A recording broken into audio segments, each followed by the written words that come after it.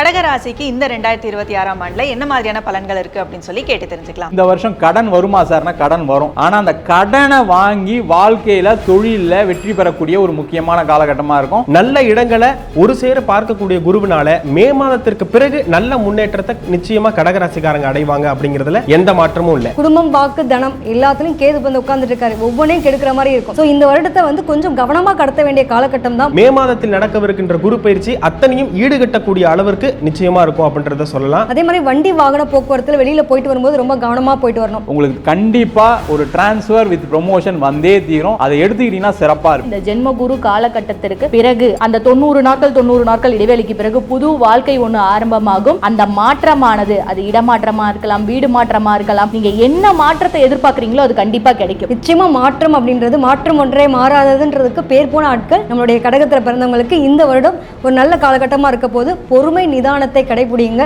அவசரம் காட்டாதீங்க. 2026 முடிஞ்சதுக்கு அப்புறம் நீங்க காதலித்த பெண்ணையே கல்யாணம் பண்ணுவதற்கான ஒரு சூழ்நிலைகள் கண்டிப்பா உறுதியா உண்டு. செய்து கொள்வது சிறப்பு.